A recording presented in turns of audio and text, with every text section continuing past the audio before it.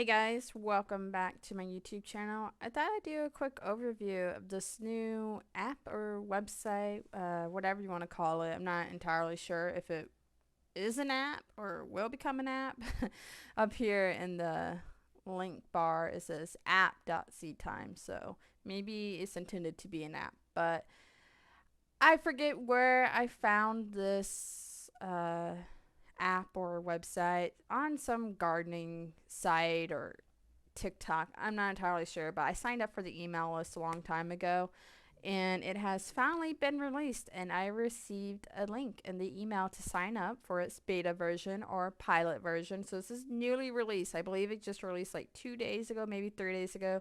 Today is February 25th on a Saturday. So it's still working out the bugs, its features. If you run into anything, they're still open to feedback.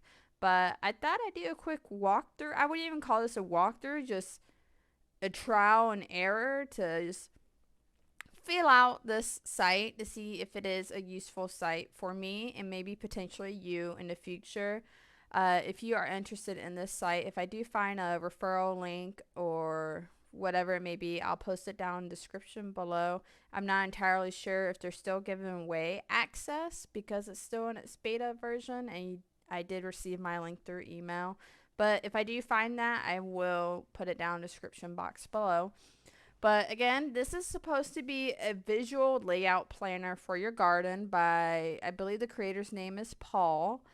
This is supposed to be everything in one. It's supposed to tell you when to start your seedlings, when to transplant, when to cultivate, harvest, prep your bed. There's succession planting. There's even a winter feature if you do want to grow during the winter, what crops can make it through the winter. But other than that, let's get into it, you guys. I just thought I'd do a quick little show through just in case if you're interested, this is something you want to try out. So I have my settings put in. I'm in zone 6A, I believe, here in Missouri. Our last frost date is like April 20th. I don't, somewhere around there. And I was explained that the dark blue is your cold frost and the light blue, or your hard frost, and the light blue is your light frost.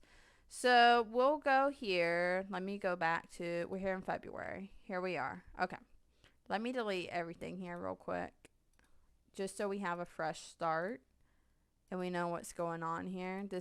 I was trying something out. I wanted to see if you could overload this for a gardener like me that plants anything and everything under the sun. If you could have 30 crops going at once, if this would be able to handle it.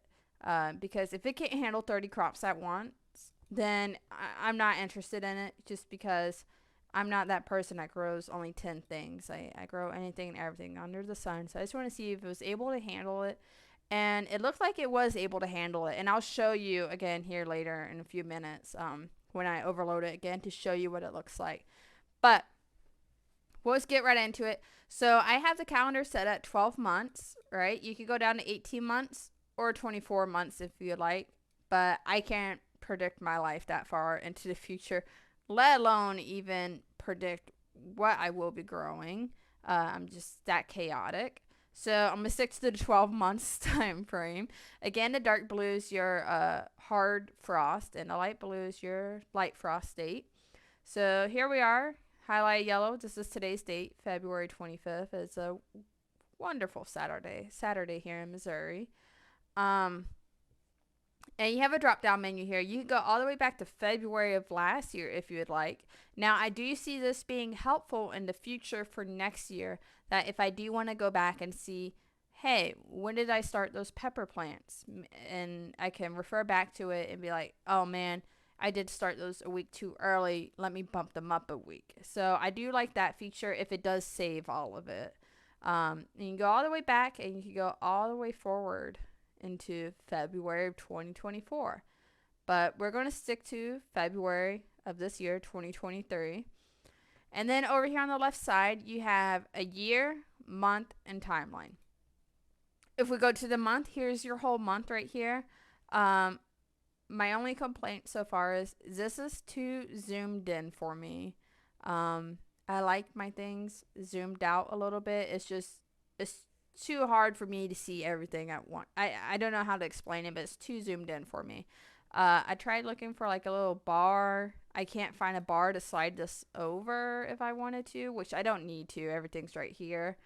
But I wish there was a way to zoom this out just a little bit. But that's just a small complaint. Is so far everything's great.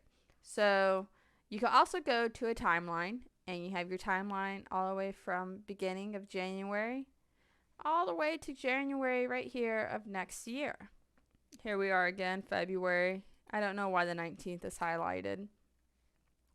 But we'll go back to the month. What is this customize? I cannot speak today, you guys. Lock task when moving. We'll just leave that as that. We'll go back to the year. Keep things simple. And here you have all your months, February, March, April, May, all the way down into the new year of January. So what we're going to do here is on Wednesday, I started some cayenne pepper plants. And we're going to go here in the top or right hand corner of the screen, add crop, add category, and they have many categories you can select from. And I'm sure if you make suggestions, they will add in more crops and varieties, but we'll start simple, peppers. Variety is a cayenne, and they have several varieties, Carolina, cayenne, long slim, mix, dragon, many varieties. So it's very thoughtful. You can tell that someone who is passionate in gardening has thought this out quite a bit. We'll go for long slim, very common varieties, what I grow a lot in the garden. See them. We'll make the customized color red. They're always bright red in the garden. See them popping through. And so now we have this box right here, advanced settings. So you just click on that and it drops down. So we can start our seeding date relative to frost, or we could do manual. So if I say relative to frost and we schedule it, it's going to tell me I want to start my seedlings for the pepper plants in the March 5th.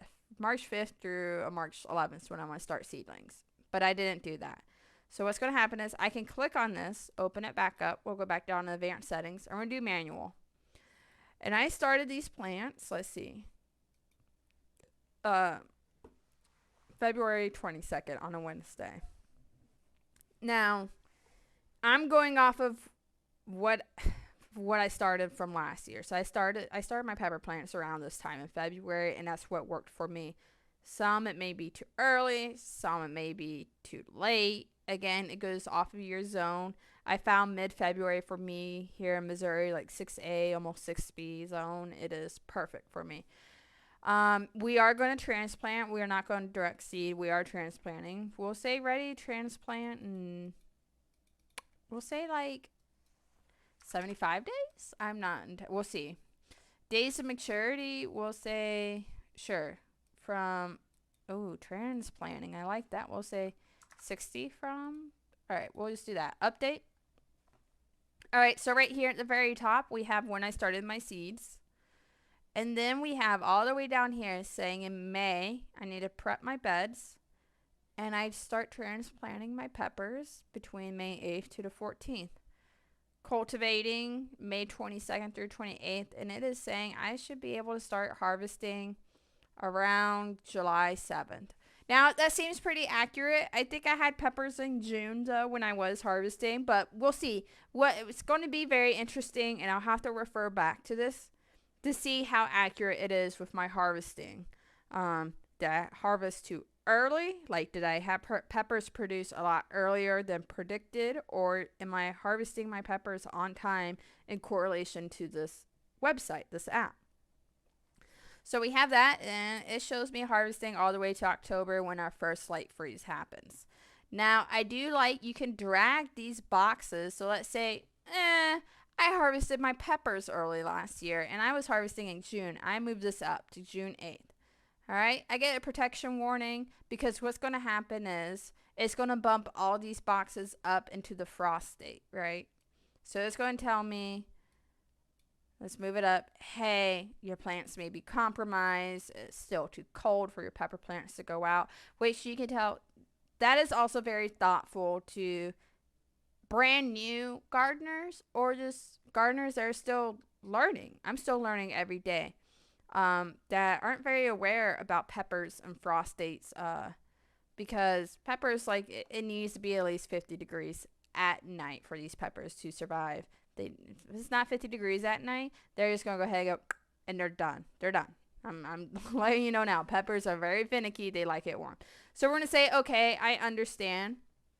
And it's saying, now that I moved my box up, it's saying I should be transplanting in April. Well, I can tell you from personal experience here where I live, that is way too early. I cannot. So the app is correct. That is way too early in frost protection. Unless you have frost covers to put over your pepper plants, I don't deal with that. That's too much for me in my small backyard. So we'll go ahead and move. Let's see. What were we saying? Harvesting. We're saying July we're harvesting. We'll move these bad boys back down. Oh, I got to drag it.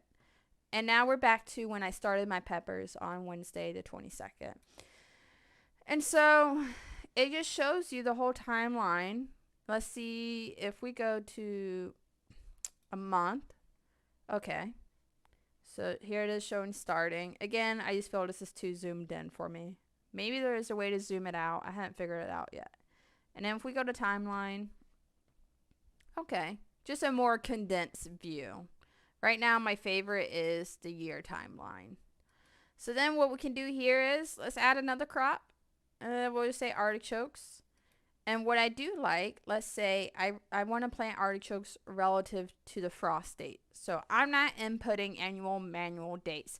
It automatically autofills all the way down.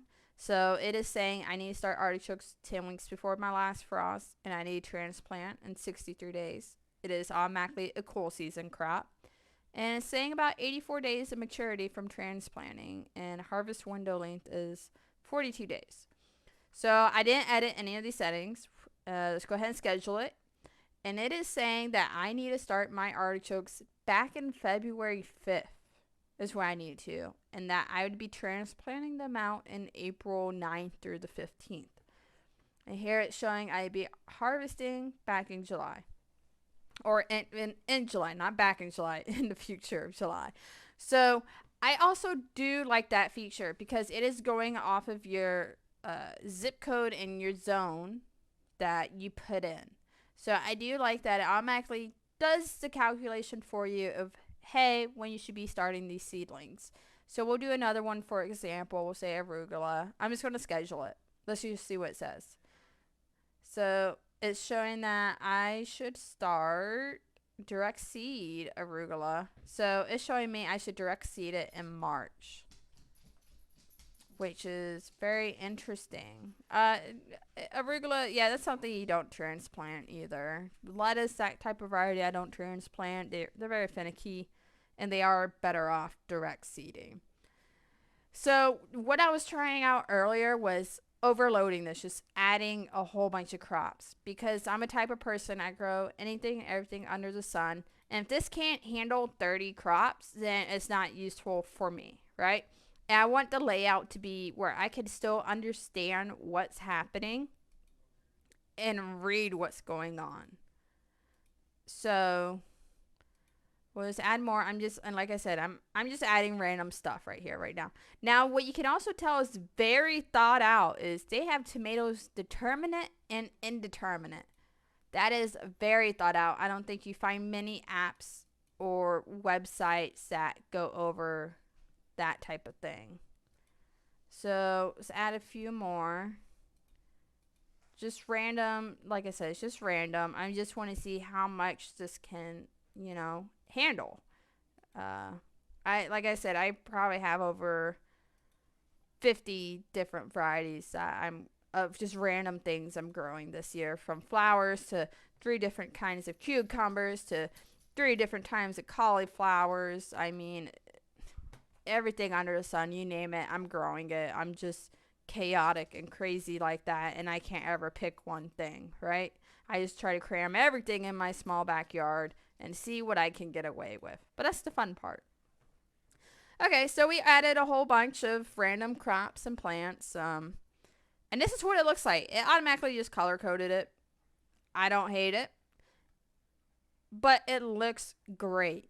Honestly, it doesn't look too clustered. I don't know how to explain it, but it's very easily read. I can look at this and easily read it and see what's going on.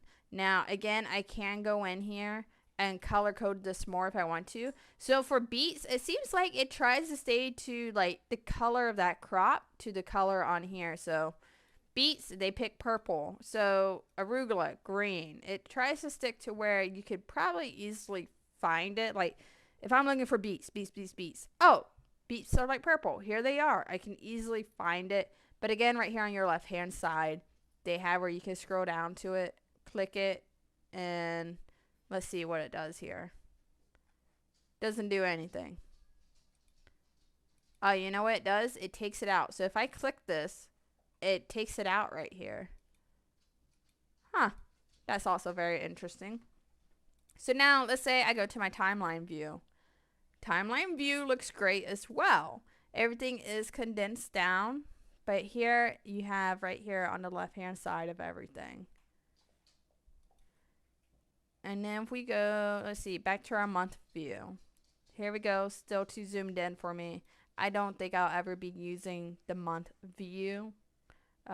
Most likely I find myself hanging out right here on the year. So that's that. Right here on the left hand side, actually, we have task, and it will tell you your task that you need to do. So I needed to start my seeds for my artichokes last week, and here it is. I say mark is completed. I did it. This task will be marked as completed. Yes. And it crosses it out. And here it is. It's telling me for this week of the 25th, my peppers, seeding. I needed to start my seeds for that.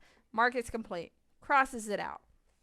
So that is also very thoughtful that it gives you tasks to make sure you stay up to date on your crops and nothing falls behind. I think that was a really big issue is that I would say, oh yeah, I have this. And then I just forget about, starting it or transplanting it. I just fall behind where this reminds you that, hey, you have these tasks you need to do. They also have a journal if you do decide. So I made a little test right here. My peppers. Today I started my peppers, right? And here's my little journal entry. I can add more. I can add pictures. I'm assuming I can upload. I can upload pictures. Then they have a classroom. It goes to this other website called borntogrow.net masterclasses. And it goes all about succession planting, your soil health, composting, all that. I've never seen this website before, but it seems very insightful. And then you have your community, right? You click on this community, it gives you a link to a Facebook page with a password to join if you are a Seedtime community member. I won't click on that because I don't want to reveal the password. And then you have a store right here. Right now they are celebrating Sabbath. But I am assuming that you can order various gardening supplies through them and seeds. I don't know what price they are. I've tried clicking on them. I just keep getting this, so I can't tell you what the price is. Hopefully they are decent and reasonable. But who knows? But that's about it, you guys. I'm still learning this site out. And I guess we'll see if I stick to it. If it is a very helpful app for people, and if it's on point to when I'm harvesting. If it says, hey, I'm harvesting in June, am I actually harvesting my green beans or peppers in June? So it'd be very insightful and interesting to see how accurate it is, right? You also have here on the right hand corner a feedback. You can report a bug, feature, request. So let's say they don't have a crop or a certain variety. I'm sure if you request it, they'd be more than happy to add it in. And then right here, also in the bottom right hand corner, they have more links. If you do need more help, you can message help. And let's see, adding crops, setting up, quick start video. So they have the basics, what you need. But that's about it, you guys. If you are interested, if I do find a link, I'll put it down in the description box below. Sorry, this was a little long video, but I just wanted to show you guys what it looks like. If you're interested. Again, this isn't no walkthrough. I was just showing from my point of view, but I appreciate you guys hanging out with me today, and I'll see you in the next video. And if you're getting this, or if you do decide to use this app, let me know what you think about it. And if you plan on sticking to it, or do you not like this app, or do you think it's going to be beneficial? I cannot speak. All right. If it will benefit other gardeners. But anyways, you guys, thanks for hanging out with me to the end of this video. I appreciate it. And you guys start planting your garden. Summer will be here before you know it. Spring is just around the corner. Start thinking, start preparing, and I'll catch you guys in the next video. Thanks.